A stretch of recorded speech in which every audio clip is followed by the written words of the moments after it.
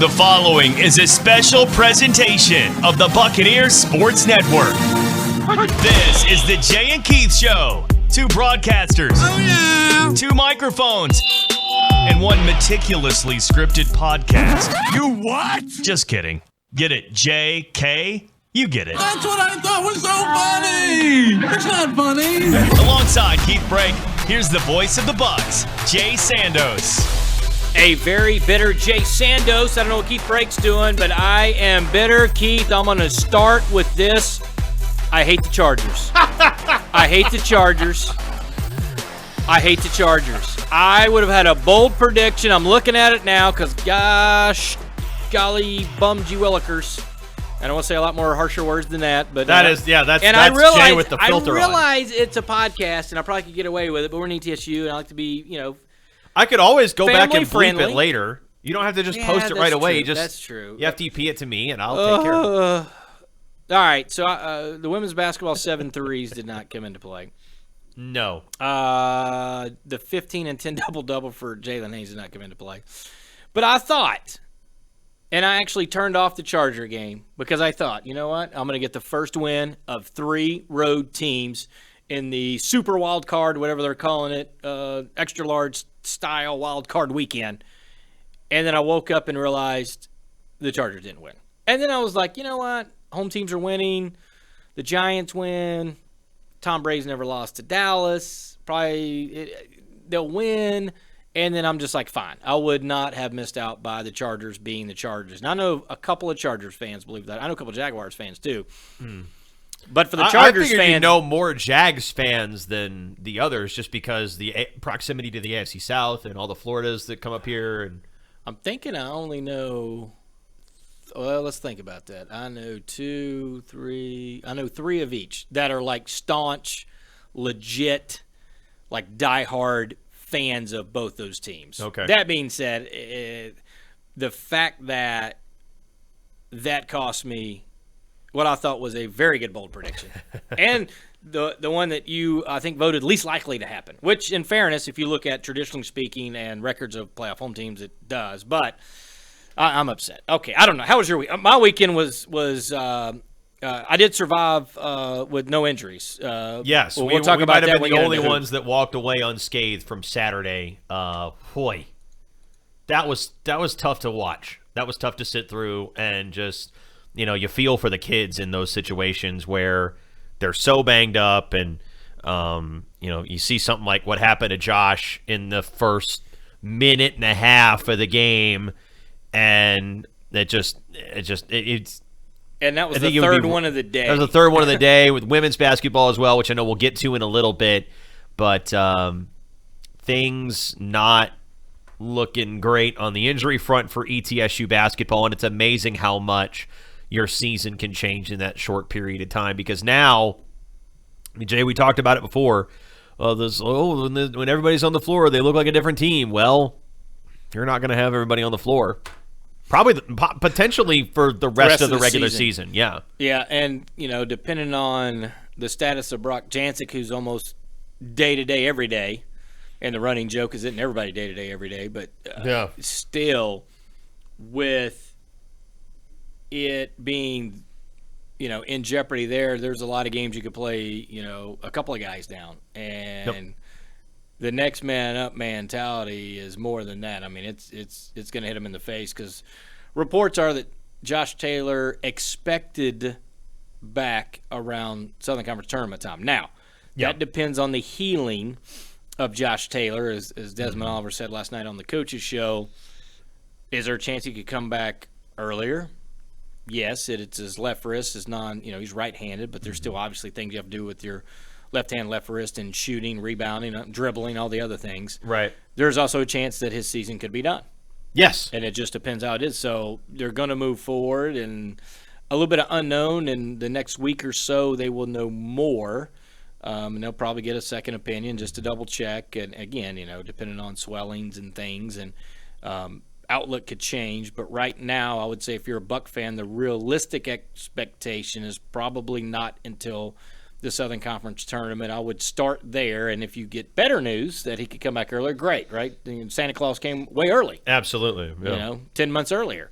If he can't or 2 months late, and better late than never, however you want to frame it. Yeah, if you got the cold early, and then you're getting your gift later because you've been good. Then, if he comes back for the Citadel or UNC Greensboro, hey, that's awesome. But expectation, I think, should start like you're saying. The baseline is this is going to be probably 6 weeks minimum. SoCon tournament. Yeah, I that's what I think we shoot there as Buck fans. I think we shoot there. And number one, we hope it's a speedy recovery because think about he's playing really good, especially coming off the LSU. He just came back off a concussion. And then he goes on the concussion. He just came back, had a good game. I thought a solid 13-6 with not a lot of preparation time for the Citadel. Yes. He's getting ready to – I thought they had worked him in the game plan. They had an alley-oop for him on the first play. He's got a breakaway, a chance at a dunk. Flagrant one. You can see the video yourself, how you feel about the flagrant one. I feel a way about it. I think Greg Gary did too. Because, one, he went and berated his guy. The referee got onto him, and Coach Gary looked at the referee to say, I'm yelling at my guy for the play. And they kept, while reviewing it, I read his lips one time. He's like, why are you still reviewing it? Like, he said, it's a flagrant. Like, I mean, Now, should have been upgraded to a 2. We could debate that on a or we can debate it now. We can debate it any other time. But the point was, it was definitely a flagrant, deserving of a flagrant. Call it a flagrant. Minute 15 or whatever it was into the game. But that was a heavy piece of the game plan. Was going to be Josh Taylor. At least in the games of concussion, when you know he's not going to be in there, you work your game plans around there, right? How many times have you seen that in a lot of sports where?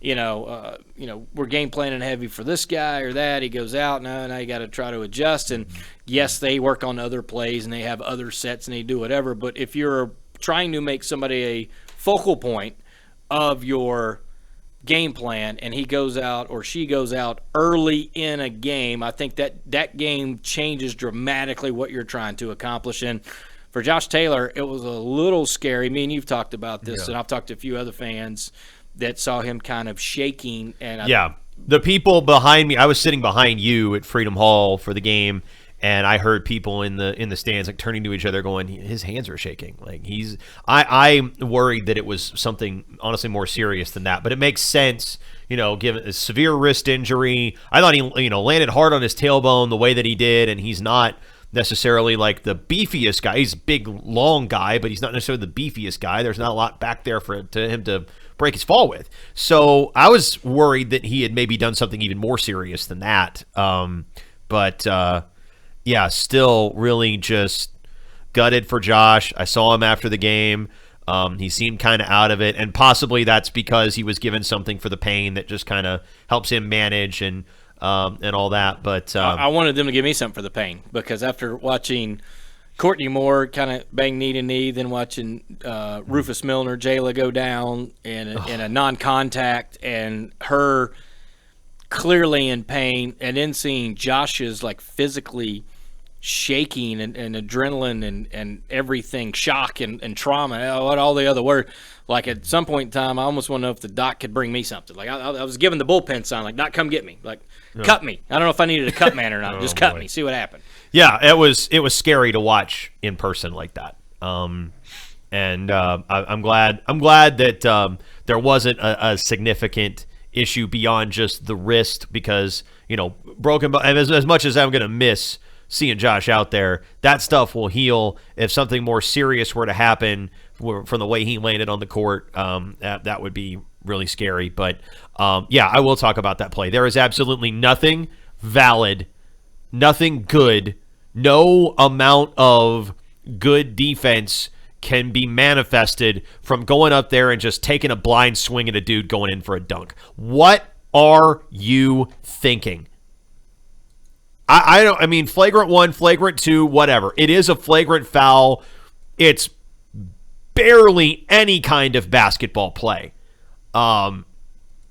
That's something that I think the NCAA needs to take a longer look at and say, should this specific type of contact, like he's clearly going up, he's clearly going to score, fly in there, cream the guy, and then he gets like, should that be a flagrant one, or should it be something more serious?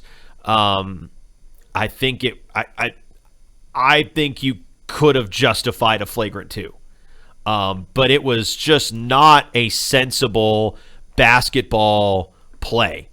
And however, if the guy feels bad about it, if his coach feels bad about it, it happened. And the guy thought in the heat of the moment that the best thing he could do is go up there and derail Josh Taylor's season. And that's, flagrant 1 is not an equitable response to that. So it's not the fault of the officials. They're enforcing the rules as they see them. I'm not blaming them for it. I'm blaming the guy who went out there and did something that's just, by all accounts, is dirty.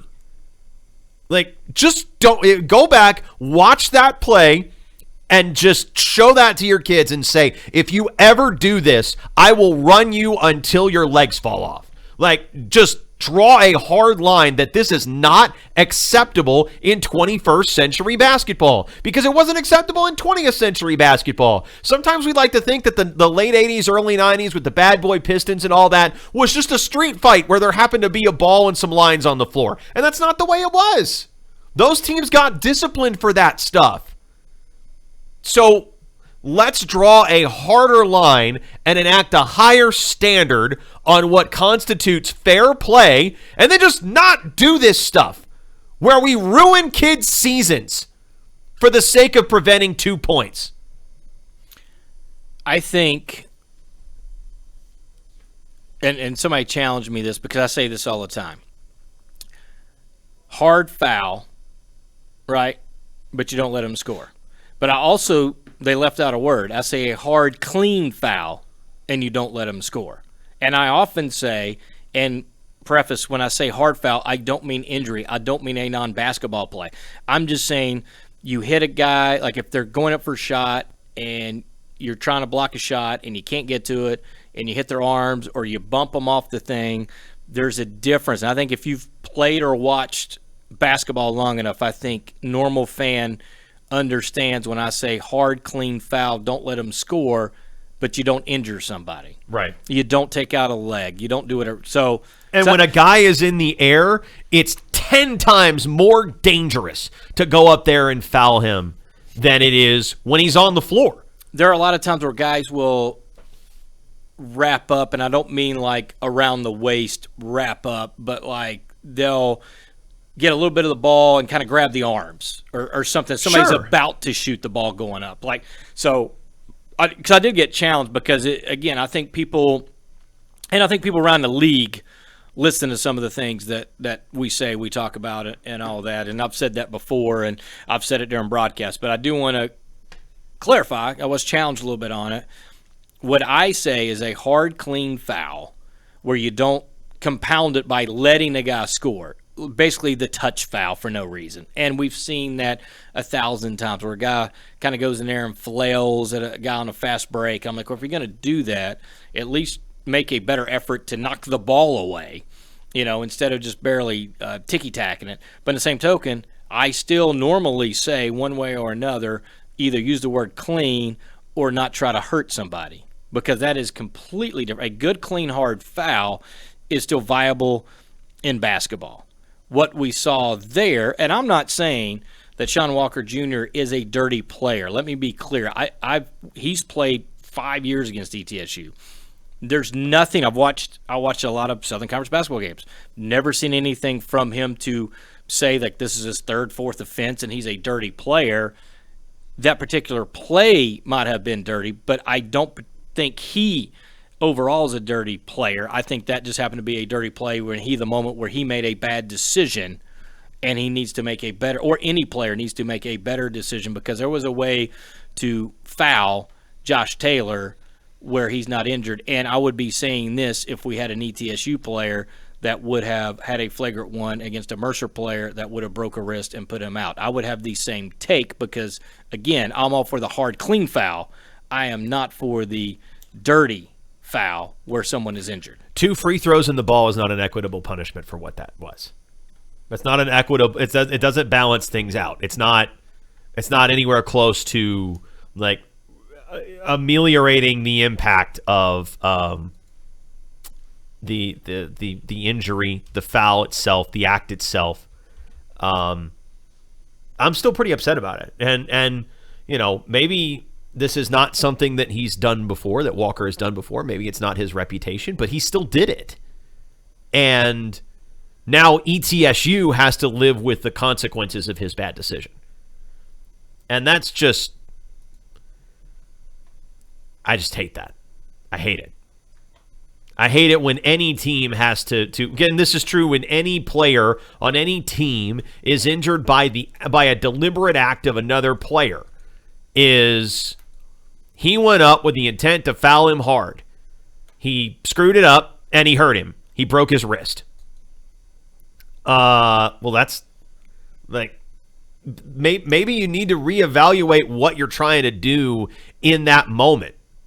Maybe you need to reevaluate what you're trying to. Are you going for the ball? Are you going for the body? Because again, when a guy is off the ground, and this happens a lot in men's basketball, guys get off the ground because they got ridiculous verticals and they are not afraid to use them, and they are encouraged to use them by the rules of the game. When a guy is in the air like that, going up for the take foul or the professional foul or whatever you want to call it, where you're not going to be able to prevent him from scoring without violating the laws of the game, is extremely dangerous. And this is something that I'm surprised it doesn't happen more. Some people might look at it and say it's a fluke, but I think we need to reevaluate the severity of a foul when a player is airborne like Taylor was. Because the consequences of getting it wrong, which Walker did, the consequences of getting it wrong greatly outweigh the benefits of getting it right at that point. And on top of that, the guy that got it wrong doesn't bear the consequences of getting it wrong, or at least not most of the consequences. It's deeply disproportionate. So this is something that, to me, needs to be looked at by a rules committee. And you say, are we still okay with this being the punishment for this specific type of foul, where these sorts of dangerous incidents can happen? They have happened before. They don't necessarily happen nightly, but they have happened before, and they will happen again. Are we okay with this when it's clear that the risks of doing this are not in balance with the consequences of getting it wrong? The risk to the other team of doing this, the risk to the other player, the risk to the fouled player is immensely higher than if the guy was on the ground, turning around for a hook shot. Maybe he's like a set shot layup or something, and you go in there and you just whack him on the arm and you miss, and you get him on a shoulder or something, or you get him a little high, and that's a flagrant one, and that's 2 free throws in the ball. That's fine. I can live with that. But it's different when a guy gets hit up high versus a guy gets taken out for the season. And I think those need to be adjudicated differently. That's all I had to say about it. So we'll talk a little bit about the game. I thought Jordan King, came off the 42, the reigning Southern Conference Player of the Week, saw a lot of people all over him, as I would imagine. 13 points. And here's the deal. We've seen King be all over the map. I said after the 42-point game, I would like him to average about 17 the rest of the season. Now, that means he's going to have 12, 13-point games, and eventually he's going to have, 20, 22-point games, right? So, well, right now he's at 27.5 for the 2 games. But even if you go back, he's shooting almost 70, or not 70, shooting almost 47% in league play. So all the things that, again, he shot 44% in league play. Which is a good number for a jump shooter, he didn't take a large number of threes, just 3 attempts, 1 of 3, 4 or 5 from the line. Of course, the Bucks were ridiculous from the free throw line finally. Yeah. They started the year great, then they couldn't hit one. It didn't lead to a win, but they were at least 13 of 15. They took more free throws than the opposing team attempted, and I'm going to talk about that in a second in another game, because that's usually a stat that tells me that you're usually going to win a game. Now, not steadfast. There's clearly times it's not, but you hit 13 free throws, the other team attempts 8. I mean, generally you're going to have a good day. Justice Smith, I thought, he had 2 turnovers. I'm not real sure his. Got Sadowitz, so he ended up with 4 turnovers. But you look at the rest of his stat line. 17 points, 5 of 10 shooting, 1 of 2 from 3, 6 of 6 from the line, 6 rebounds, a couple assists. And his defense is getting better still. Just 1 personal foul. We've seen a lot of times this year where he'll have 3 fouls pretty quickly and have to sit on the bench, and you're just – so I think he's getting better. Plus, Jaden Seymour continues to be efficient the last 4 or 5 games, 5 of 6 shooting. He's not taking as many threes. He took 1. He did hit it. But they've given him the what did he say, the strong yellow light for Seymour. The flashing yellow. And when Seymour took the 3, flashing yellow, that was the word. When he took the 3, there was 5, 6 seconds on the shot clock. Yep. They're going to live with that 3 from Jaden Seymour. They don't want the 22-second three-point shot from Jaden Seymour. I wouldn't want a 22-second 3 from anybody. I agree. I mean, it would have to be, let's say King or Tipler's hit 1 or 2 already. Fine. Yeah. And if you hit it, then you get the green light again. Yep. If you miss it, you know what, champ, you gave that an effort. Let's wait and run to play a little more. And then 5 rebounds for Seymour because I think he's turned a nice little corner on trying to go rebound. So with Taylor being out, Seymour gets elevated, I think, back to the starting lineup to get the length. Yeah. I like what Jaden Seymour's been able to do. I think Justice Smith is starting to earn where he's not getting the 24, 25 minutes. He's now getting 28 to 31 minutes.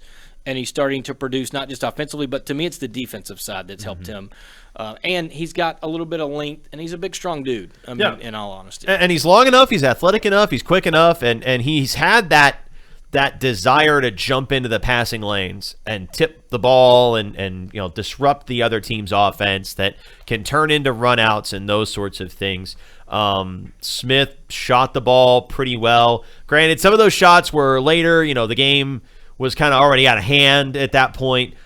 He did have the one lead pass in the general vicinity of Braden Illick that I was not a huge fan of. Yes, why, and I don't know this, but why do the guards try to get rid of the basketball as fast as humanly possible in the backcourt and either throw a bad pass that leads to a turnover or a pass that if somebody caught, what were they going to do with it? Right. Instead of dribbling the ball.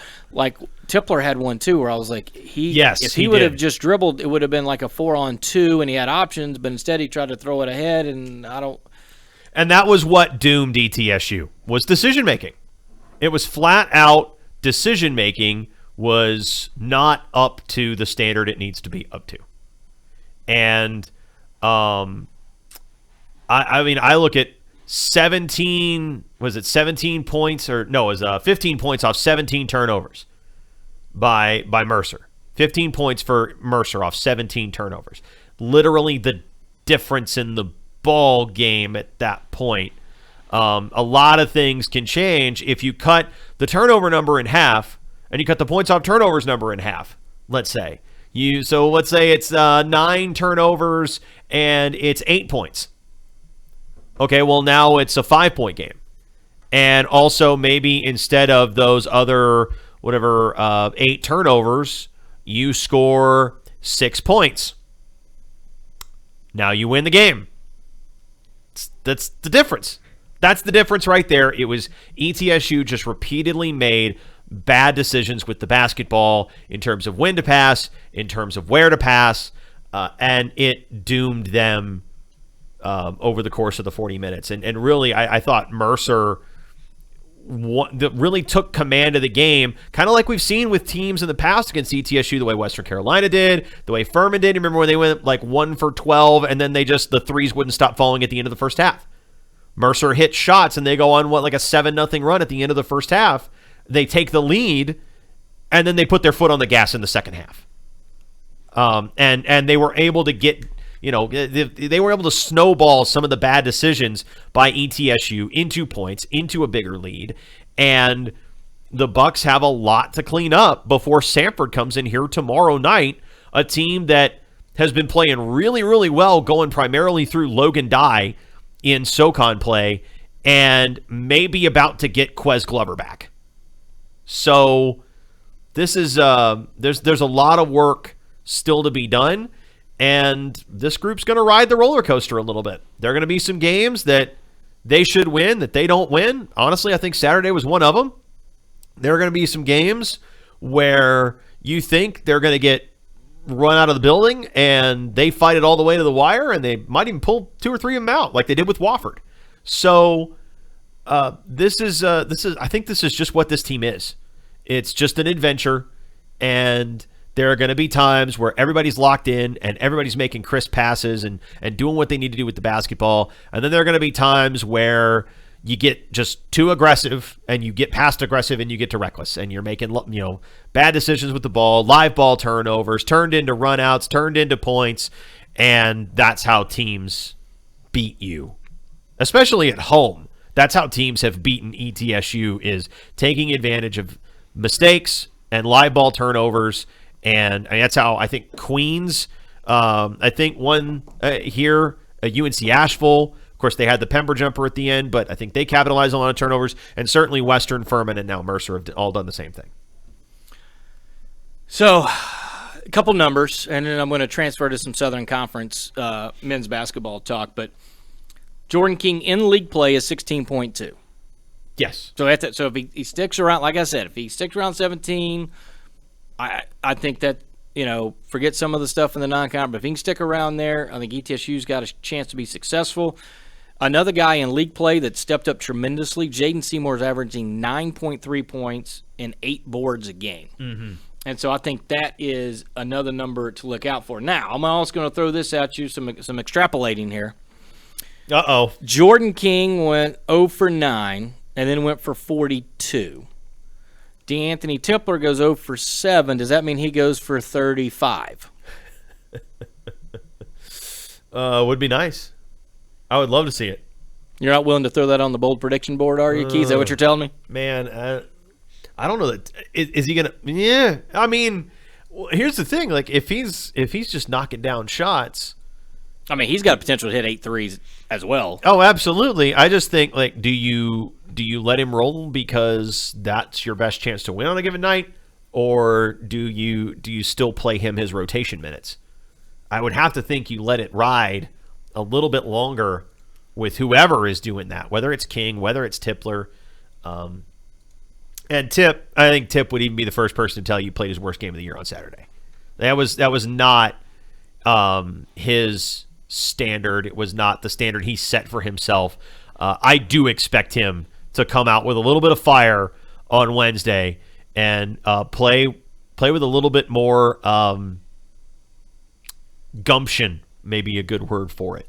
Well, he is averaging in league play almost 30 minutes a game. He only got 21 the other day when struggling. So yeah, obviously, if you get 30 minutes a game, I think you can have some opportunity there. And I think he'll bounce back just like Jordan. He will. Back. He's still got plenty of good games to give this team this season. But that was a tough one, especially to have in that particular spot. And the same could be said of Jalen Haynes as well. But I also think Mercer did a lot early to try to take away the paint and not let Haynes have the catch on the block where he could just easily, turn and put their bigs in a blender and do what he's done to so many teams this year where he's got the great footwork, and you just can't let that guy catch. And I think teams have kind of figured that out, and they're starting to do some other things to be aggressive against Jalen. They'll double him, they'll front him a little bit more on the catch, and just not let him get the basketball or get a clean look. Because if he gets any kind of glimpse of the rim, it's going in.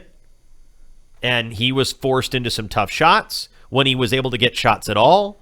And that was just, I thought that was a well-executed game plan by Mercer. But again, that's because ETSU just, they don't have a lot of options that people are super anxious about. You mentioned Seymour, and Seymour's been great in SoCon play. Like, I really feel like Jaden has turned a corner.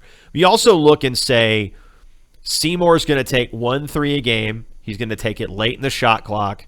If they score on that, they score on us that way, we'll live with it and move on. I think that's defenses. Other teams will game plan for Seymour that way, is don't let him get to the rim because he's a freaky athlete. He can jump out of the gym. If we force him into a late shot clock 3 and he hits it, tip your cap to him, move on. I think that's going to be extremely important for ETSU going forward, is finding guys that can stretch the floor and make teams guard Haynes one-on-one on the block, where you maybe don't have a guy that's as able to get in front of him, or maybe he draws fouls, like on a reach foul or something like that, trying to front the guy. You let Haynes set up on the block, post up on the block, one-on-one, no help for his matchup in the paint. Easy catch, easy turn, one way, then the other. Defender falling all over himself and up for two. If you want to get those reliable twos that you were able to feed Haynes with at the beginning of the year, you got to be able to space the floor. And that may require, ideally it would have been Taylor, would have been your floor spacer, because he can just park in the corner, drive and kick from Struthers, open look at a three, and Taylor was like, I don't know, he was probably, he hit a handful of threes the last handful of games he was in. But he was starting to get that percentage up there, was getting more comfortable with that shot. He finished 43% from three before the injury. He was 43% from three, and he was 3 of his last 7. So, like, that's a guy that could have been that guy, and now you don't have him, probably until the conference tournament. So how do you fill that void? Braden Illick is a 5 by size. He can step out and shoot it a little bit. Is he ready to take on a bigger role? Well, you may not have a choice. But that's clearly a guy that that Desmond Oliver and the staff are willing to put out there for at least a little bit of time. He played 10 minutes against Mercer, and he's going to continue, I would imagine, to get sizable minutes going. If he played 26 minutes against Furman, I don't know that they want him to play quite that much, but he is going to play a little bit more going forward. And in order to get your best players the best looks, you need other players that the defense has to look at and say, we need to do something to take this guy away, because this guy, creates, we have a bad matchup here, and we need to, do this. And if we leave, we have to roll the dice a little bit and maybe put one defender on DeAnthony Tipler on the perimeter, one post defender on Jalen Haynes on the block. You have to make the other team make sacrifices defensively, and ETSU just has not had all of the guys firing on all the cylinders at the same time, where teams are forced to make those adjustments.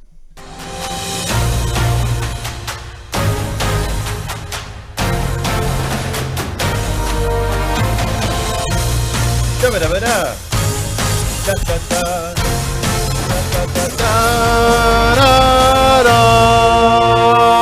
thought it was the ending, but it's not. All right. I'm still going to talk over it, because I got a lot to talk about. Southern Conference basketball. SoCon basketball. And I'm going to start with an apology. Oh. I doubted UNCG.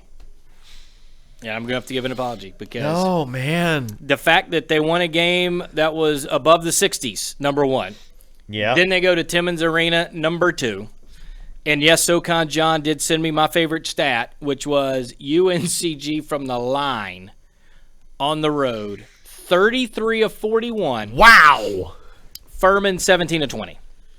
13 more makes than Furman had attempts. There's your and stat. 21 more. When you went on the road like that, there's where your stat comes into play.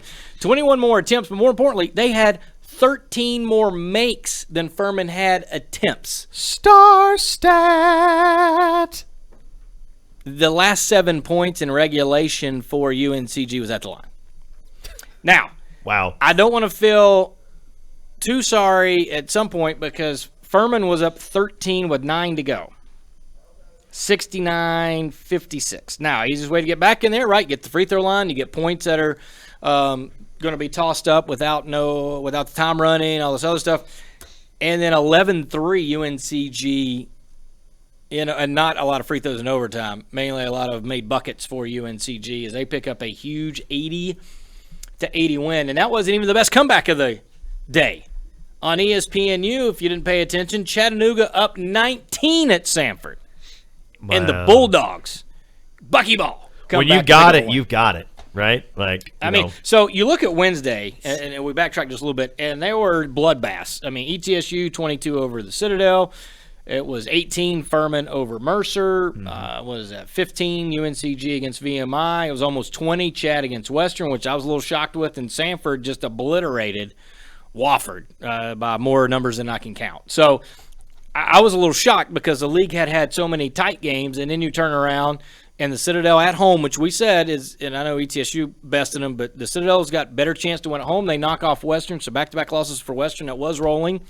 So I still don't know what to think about Western other than when they hit a lot of threes, they're good. And when they don't, they're not. But 4-point win there, 65-61. You go into overtime. I know UNCG ended up winning by 8, but that went to overtime. Mercer obviously walked into ETSU and wins now 3 of the last 4 trips. They've only won 4 times in 17 matchups with ETSU, but 3 of them have been in Freedom Hall. I don't know what it is. They just love playing there. Sanford, a 1-point win against Chattanooga and the comeback, and then Wofford and poor VMI just I don't know that. Yeah. They're going to win one somewhere, and they're going to catch somebody. Somebody's going to be mad. It is, yes. VMI is going to hit enough shots one game that they're going to be mad, but VMI is in danger of being defeated. I'm afraid. They're more than likely they'll get a home game with the Cadets there on a Saturday. Enough shots will fall, and then they got a shot there. But, I mean, you look at the standings, and here the thing I thought I knew. I thought Sanford, Furman, and Chattanooga was Tier 1. And Furman's still right there in my Tier 1 with Sanford, but UNCG's moved up in the Tier 1. I think they have to. Chattanooga has struggled on the road. 1-3 in league play on the road now. So, struggling, but 2-0 at home. I mean, they're still holding serve at home, but they're 3-3 with Wofford, with Western Carolina, and ETSU, who's the opposite. 3-0 on the road, 0-3 at home on a 6-game losing streak. Citadel's at 2-4, Mercer now 1-5, and VMI 0-6. And for the Bucks, boy, it doesn't get a whole lot easier because obviously Wednesday's a home game against Sanford. Then they got at Chattanooga, run it back at Mercer, run it back in Freedom Hall against Chattanooga. Tough little stretch for ETSU, but UNCG deserves a lot of credit. Mike Jones, we know, phenomenal coach at Radford. The Langley brothers playing good. Baslide is starting to come into his own. So, I mean, it's a nice squad. They do a lot of things defensively, but it's hard really to ignore UNCG. And Sanford, give them credit, a huge, couple-point win at UNCG in a barn burner. Then they won another close one at home against Chattanooga. Mm-hmm. I mean, you're just looking at the standings, and it's jumbled up. But right now, you're looking at if they were to start the tournament today, I don't have any clue what all the tiebreakers be with the 4 3-3 teams. But Chat, Wofford, Western, and ETSU would be battling to see who would be playing on Friday. Mm-hmm. With Citadel, Mercer, and VMI. And that's one thing you want to avoid, playing on Friday. So it will be a dogfight. And all those teams haven't played each other, so I couldn't really do a good tiebreaker anyway. I do feel fairly confident that Citadel, Mercer, VMI are going to be playing on Friday. Like, those 3 teams are going to be playing on Friday, and then one team from that other group is going to be playing with them. And that's a long, long road in the SoCon tournament. Also, can we talk about I saw I'm not sure who the bracketology was from. I'm a big fan of Shelby Mast, is bracket WAG. It's a WAG. The W stands for wild and the G stands for guess, and I'll let you guess what the A stands for.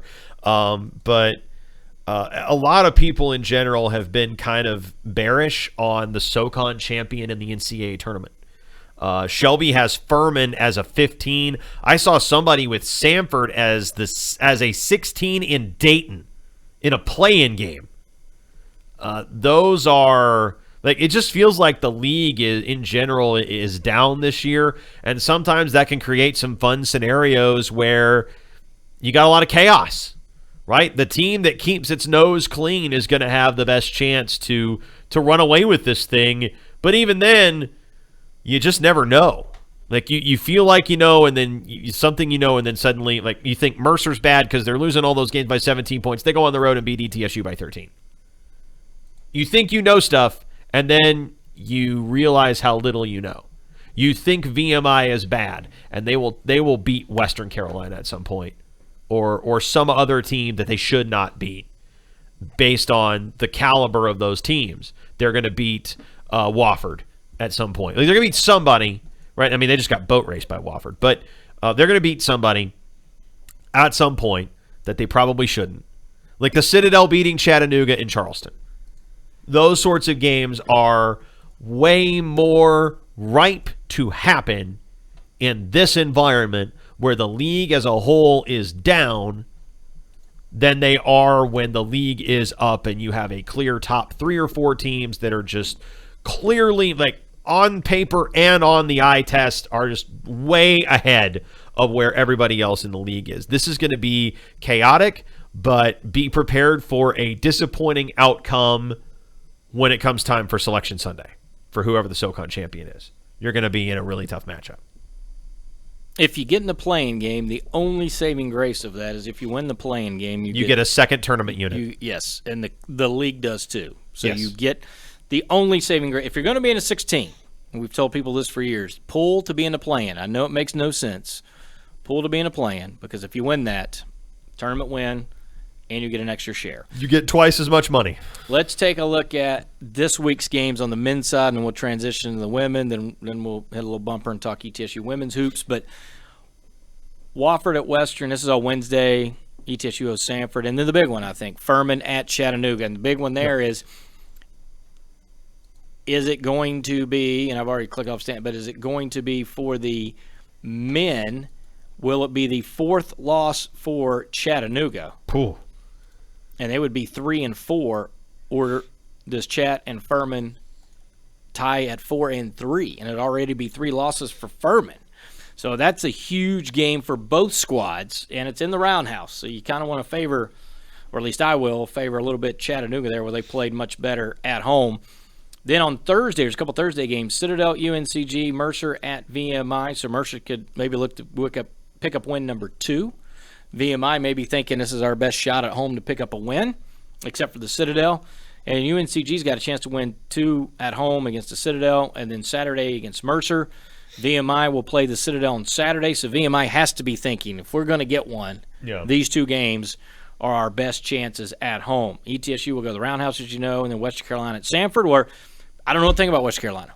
They could hit 10, 11 threes and actually win that game. Yes, they could. I don't think that's out of the realm of possibility. And then Sunday on ESPNU from Spartanburg, it's the rivalry game, Furman and Wofford. And let me toss this at you. What if Furman were to lose on the road at Chattanooga, then have to go play their arch rival, and dare I say drop another one, and would be sitting there, what would that be, at 4-4 at that point?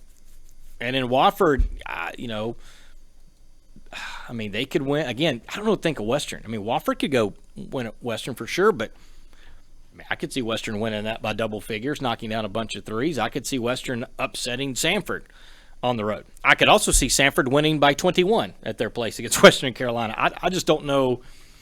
There were things I thought I know about the year, and there's always something that baffles you. And then you will think you know something, and it will be disproven. It's exactly what I was just talking about. And Western is one of those I'm not real sure what to think. Now, switching to the women's side. Now, correct me if I'm wrong, Keith. Who won the Southern Conference football championship? Sanford. It was Sanford, right? Sanford won it outright. Right. Who is the only undefeated team on the men's side? I believe that's Sanford. And who's the only undefeated team on the women's side? I think it's also Sanford. It is. I mean, for the Sanford Bulldogs that a few years ago were struggling in all 3 of the categories, maybe not women's basketball as much, but the men's side is starting to catch up, football and men's basketball, to Carly Kuntz and her squad at ETSU just saw. They've now won 6 in a row overall, but they are 4-0. Sitting atop league play. It is the second time they have started 4-0 since joining the SoCon in 2008, and that was 2021, also under Coons.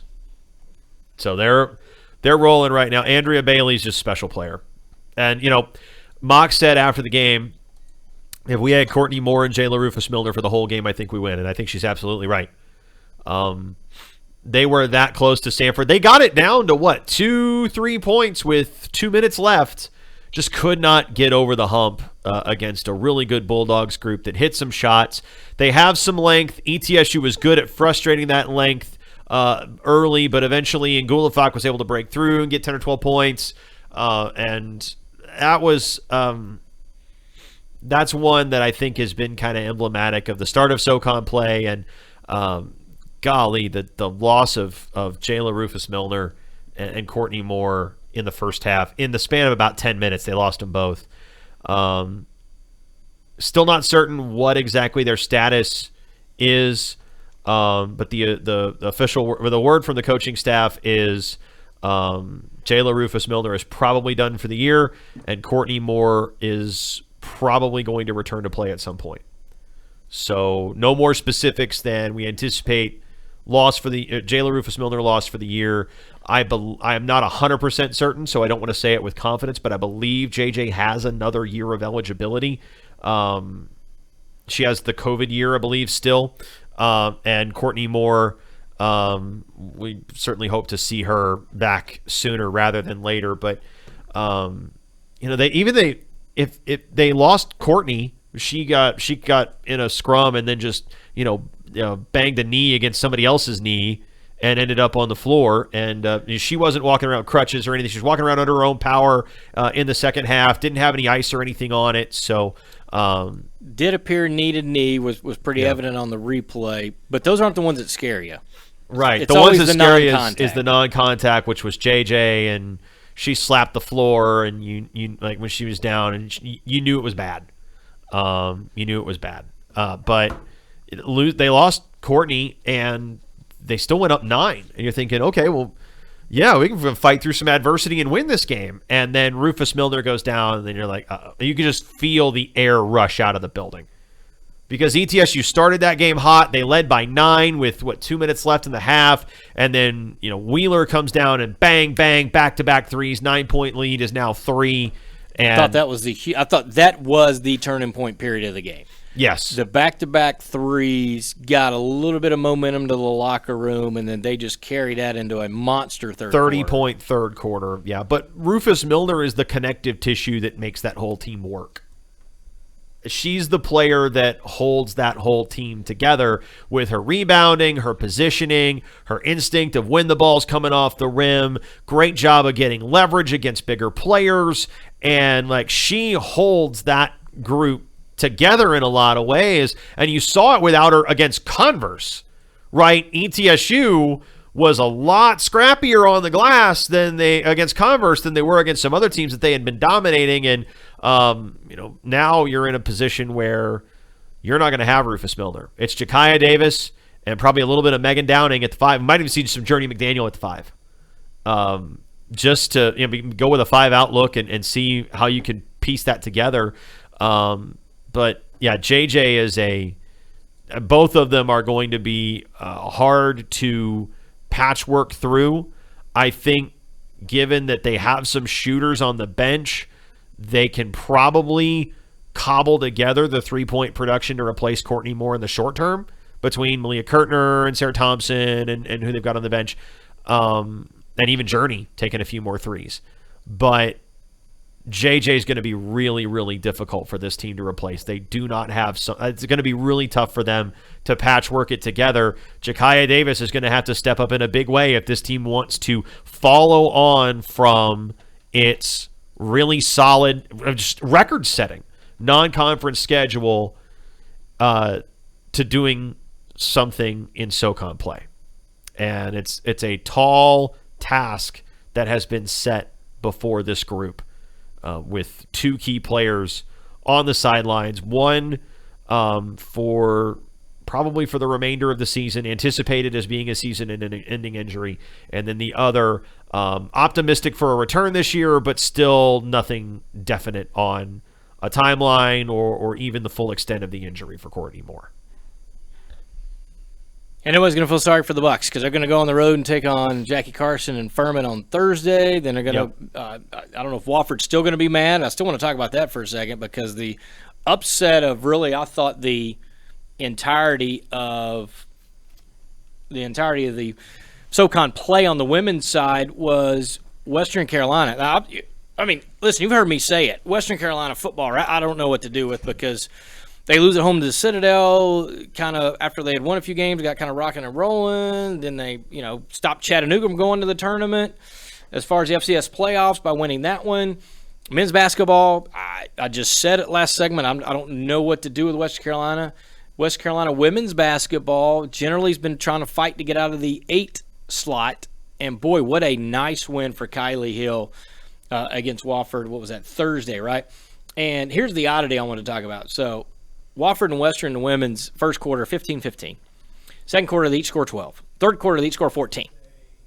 I mean, it was a back-and-forth game until you get to the fourth quarter, and then all of a sudden, Western scored the first 4 points. They go up 4, and they just kept leading by 4. Got it to 6 at one point, but that was it. They got it, Wofford got it back down. Every time they got it to 2, Western Carolina was able to get it to 4, and they pick up a win. And it was a huge win, I think, for Western Carolina. They come back, and then Jackie Carson gets a win against Western. So now there's only one team that doesn't have a win. It's ETSU, which is shocking considering the non-conference and even some of the quality opponents I thought ETSU had wins over in the non-conference slate. But Sanford's 4-0, Wofford 2-1, Chattanooga 2-1. Then you've got UNCG and Mercer at 2-2. Then the Purples, Furman at 1-2, Western at 1-3, ETSU at 0-3. And now this week's games, because there's less in the women than the men that we've talked about, right? There's just less room for error. This is going to be a pretty big week, I think, for ETSU, even though they're road games, because Chattanooga is going to play Wofford. Obviously, ETSU and Chat are travel partners. Wofford Furman, so they're going to play the same 2 teams, but Chat will start at Wofford. ETSU will go to Furman, and then that'll flip on Saturday to be Chat at Furman, ETSU at Wofford. And then sort of the crossover game with a travel partner on Thursday is just UNCG and Western Carolina. Could Western pick up the second win in 3 games? It'll be the last of their 3 straight home games they've got. And then Sanford-Mercer is a big one. Mercer maybe starting to figure it out a little bit. I don't know if it was just a good matchup. I thought against ETSU, but then, they turn around and lose to Chat on Saturday after knocking ETSU off Thursday. Chattanooga seems to figure out maybe on the women's side with Coach Poppy what they're doing there. But I think it's going to be a big weekend for a lot of things just because the number of games played, and you'll finish sort of that first rotation through the lineups or close to it. And I guess it'll be one more weekend, then they'll be fully through the first set of round-robin play. But, for ETSU is 0-3. Those are a couple tough places in women's basketball that they've not been real successful at to go at. And as Chat continue to roll, I think that's really my question. Who's the pretender and who's the contender? If Chattanooga goes and picks up a couple of wins, they improve to 4-1. Mercer, every time I think, well, maybe they've turned the corner, they got a win, then they dropped. And give Chat credit for, losing to Sanford, bouncing back, getting the win. So I think there's a lot of separation going on there. And then for ETSU sitting at 0-3, they got to figure something out. And then for Western, could they knock off a UNCG team at home and get to 2-3?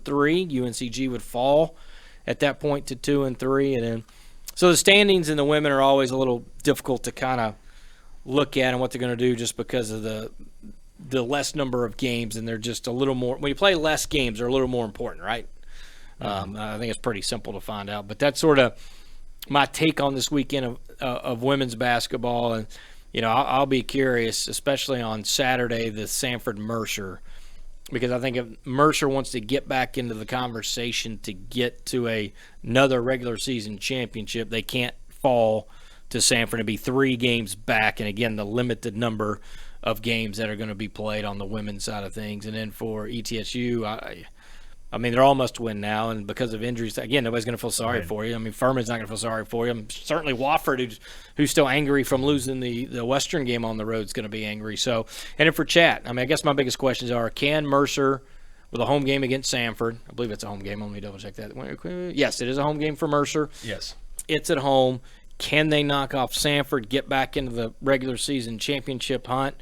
And then for Chattanooga, if they pick up a couple more wins, I think you move them into contender. And I'm not saying they're in the my medium range right now. They're not a contender, not a pretender, but they will prove to me they will be one of the other. My concern with Chattanooga is depth. If Yaz gets hurt, they're completely up a creek. Like, they don't have anybody who is – Gonzalez is going to be really good. They don't have anybody behind Yaz on the perimeter. Nobody can pick up that level of three-point production. Suddenly, teams can just pack the paint against you and deny Cornelius and your other bigs opportunities to score at the rim. And once that happens, bye. So, like, I would be really, really anxious about the possibility of any sort of injury for any sort of length of time to really anybody on that Chattanooga starting five. That would make me nervous. Uh-oh. Breakdown. What are you doing? There it is. You worry about what I'm doing.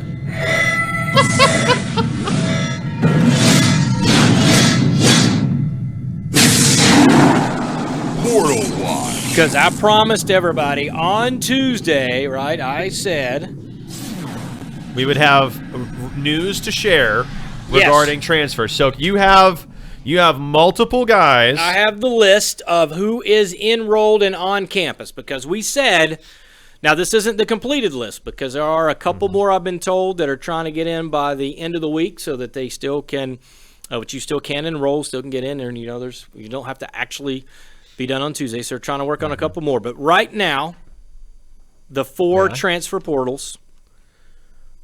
We start with, may I? Yes, you may. You stole Melissa. Go ahead. Luke Slusher, the interior offensive lineman out of Western Kentucky, who projected center or guard. I would say project at center and project comfortably at center. And he has, 3 years of eligibility left? He does have 3 years left, yes. Jamie Collier, the safety transfer from Ohio University, which we knew about because he had been announced already. And Zach Borish, the running back, multi-purpose kind of Swiss Army knife guy out of Idaho, is also here as well. And then we have breaking news. I don't think he announced it on Twitter. I don't believe he has announced it either. I can double check it real quick, but I don't believe he has. ETSU has added redshirt freshman cornerback Khalil Anderson, a transfer from Pitt. The Bucks won him over Samford and Northern Iowa and Southern Illinois, among other offers. And I think that's big. If you believe the ranking system, he is going to be one of the more highly touted, I believe, players to come on campus. And that's one that he came in during that little window where transfers only could come in. Right. And it's normally on a weekend, but he had to come in 2 days early. That's how he snuck on the radar. Because when I said, I didn't think we had anybody on that weekend, Coach Quarles did correct me and said, well, actually, he was 2 days early. Mm-hmm. And on the first day you could do it, not on the back end, which I didn't know. And said that he got the commit, but they wanted to wait because he didn't announce, so I wasn't quite sure, but obviously solid rating. So Khalil Anderson, a 4-star recruit according to 24/7 Sports coming out of high school 2 seasons ago, and he enrolled at Pitt in summer of 2021. He was the number 26 cornerback in the 2021 recruiting class. And he had offers from Pitt. He had an offer, I believe he had interest at one point from Michigan State. He did have an offer from Arkansas, Kansas, K-State, Miami. His offer at Minnesota, Mississippi State, Mississippi, Penn State, South Carolina. So, he had robust interest and ultimately decided to go to Pitt and believe he is coming here to play cornerback for a depleted CB's room at ETSU where he will – I would have to assume feel like be pretty much be penciled the in. guy. Maybe he's pretty pinned much the guy at corner right now. It would be tough to imagine that he wouldn't be pinned in as a starter at one of the cornerback positions. I would be shocked if Lucas Slusher, Luke, if you will, I think he just goes by Luke, would be penciled in right now at center, and that probably be more in ink here as things get going on. And then, Zach Borish. I think that's an interesting one. Will he be a running back? Will he be a slot? Will he be all of the above? Will he just be an athlete that they figure out what to do? Will he return kicks? But certainly they're going to try to utilize him at whatever position that Coach Quarles thinks they need, the help at. But again, I think he's one of those guys that could be a slash type guy where you just line them up and figure out, kind of like an Anj Carter, and figure out different ways to get him the ball. And for Collier, I think, again, he's got a chance, again, to figure out if he can't get in the starting lineup as well, add some depth on the defensive side of the ball. And then there is one freshman that has enrolled, and that was Jalen George, a high school kid out of Georgia, right? Lawrenceville? Yeah, Lawrenceville. Is that Collins Hill High School? Yes. Yes. Defensive end Jalen George. So that's what we got so far. It's 6'2", 245. He's going to be an outside linebacker for Billy Taylor. I'm still trying to effort, but there was a rumor that there was a Huzzy on campus today. I'm going to try to figure that out. Try to run that down, yeah. And there were maybe a number 9 that's tall, maybe makes one-handed catches occasionally. Maybe you got Moss that really liked him, although he didn't know how to say his name. Because he called him Hoosie. Who's he? Will Hoosie. Who's he? So we will effort that. But could be good news there on the wide receiver front too, addition by addition. I agree. Addition by retention. Addition by See, retention. that's why I hired you to use English better than. That's good. Yeah. Now the question, of course, is who's going to get all these guys the ball, and who are these guys going to block for? Better question. Do these guys want to talk to us? Because I have not yet. I am getting ready to reach out to all 4. By the time you hear this, Jay will have contacted all 4 of them. Correctly. I would have talked to Slusher, Collier, Anderson, and Borish. Now, no offense to freshman Jalen George, but we have learned. Let's give the guy a chance to get his feet under him a little bit. He's forgoed his senior prom to come to spring practice, and so we may want to give him some time to get acclimated before. Foregone. Whatever. This is why you hired me. I know. To use English. Yeah, we should bring back Dano's English language segment. I'm sure it's solid. It's in there. I mean, it's still in there if you want it. But now you got to do the legwork and find all the clips. Which isn't that hard. You could literally go to about any show and randomly just pick a spot and wait. What if I just give you a word of the day? Oh, my gosh. Hit it. Hit the bumper. Do it. Let's do it. Do you understand the words that are coming out of my mouth? Oh, boy. He texted me at 2 in the morning. Please, the number 4. Hive wheat? And he never brought it up again. So middle of the day on a Wednesday, he sent me munch, no, from, no. Ain't no punctuation ever. He's got to have letters missing from his keyboard. I'm still trying to figure that one out, bro. The back end of 2 basketball games and a football game in the same weekend. It was a 6 a.m. email that said, "Shoe runs my world, curls," which either meant "Who runs the world, girls," that Beyonce song, or was just a terrible shoe joke.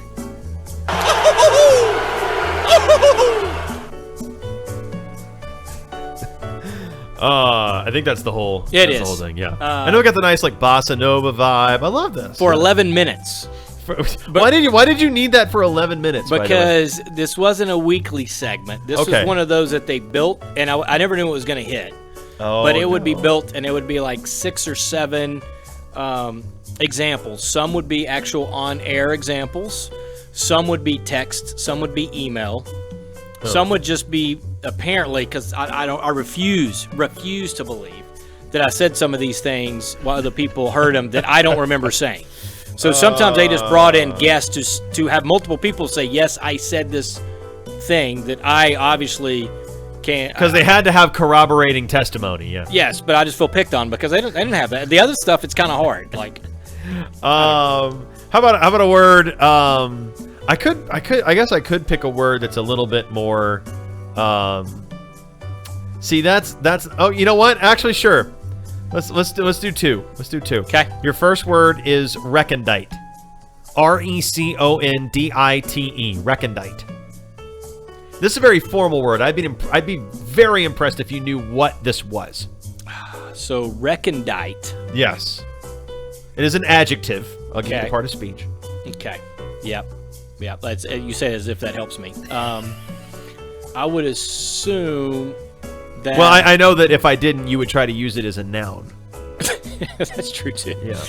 I think when I was going to knock down a building, I recondite that I should have. Is that not how? I recondite that we should not have done that. You didn't bring your truck, did you? So I would go with. Recondite is a formal word used to describe something that is difficult to understand or something that is not known by many people. Yeah, like I knocked down that building. I don't understand how you didn't. I think I did that correctly. Would it be fair to say that the definition of recondite is recondite? I think so. Okay. All right, another one. Paladin. This is one that's relevant to our audience. Paladin. That is a medieval knight. Can you be a little more specific? That is purple. Sometimes. A paladin is a leading champion of a cause or a trusted military leader. As Ride for the a white medieval- horse normally, in very hot days. I think in that's Greenville, death. South Carolina. Is that not, am I still on the? Yes. All right, at least at least I got that. At least I got that. Yes. Or it's in the ballpark. I don't know if I was exactly right. In the ballpark. You give me one more. What are we doing? Sure, I do one more. All right, one more. Neve. I'm sorry. What? Neve. Brown. She's a guard on her team and really good. Yeah, her name is actually just Heaven spelled backwards. Oh wow. Yeah. Did not know. That's how because I always get the A and the E transposed, and I have to fix it. Like, no, it's Heaven backwards, and I have to think my way through it. N-E accent, V-E accent. Neve. N-E accent. Yes. What was after that? V, and then another E with an accent.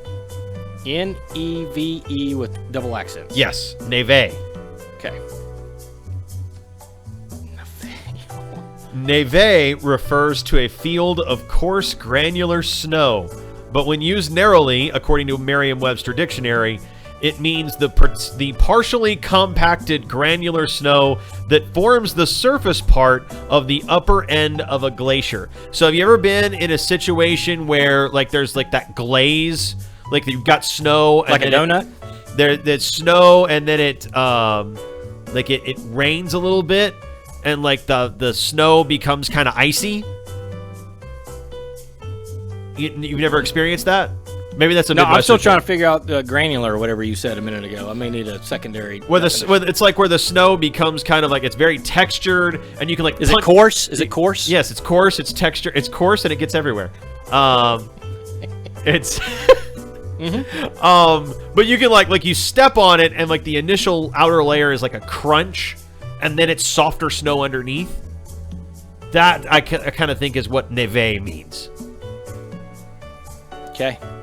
So yeah, I feel like I need to close the show after that. I think we do. Also, University of St. Thomas in St. Paul, Minnesota, where our good friend the Fighting Mike Gallagher. Yeah, what's Gally doing? They just announced the $75 million gift to build a new all-sports arena for their basketball and hockey teams. So if 75 mil, huh? Yes, in St. Paul, Minnesota. So if you know anybody that's got $75 million burning a hole in their pocket, please contact Dr. Richardson. No, I'm kidding. $75. By the way, Dr. Richard Sanders is going to be on the Coaching Show Monday for the full hour. Hey. Didn't want to do it podcast style. He's going on live, full hour. Wow, he's ducking me. Yeah. Unreal. Upset about that. I may have you in the studio just to ask questions. Then he can't stop you. That's right. He can't. All right, we're going to try to line up the 4 transfers. If we get any more transfers, we'll try to line those up. We're going to talk basketball coming up this weekend, sometime in the week, probably Thursday, maybe Friday. Buccaneers Sport Network. Oh, you gotta be kidding me!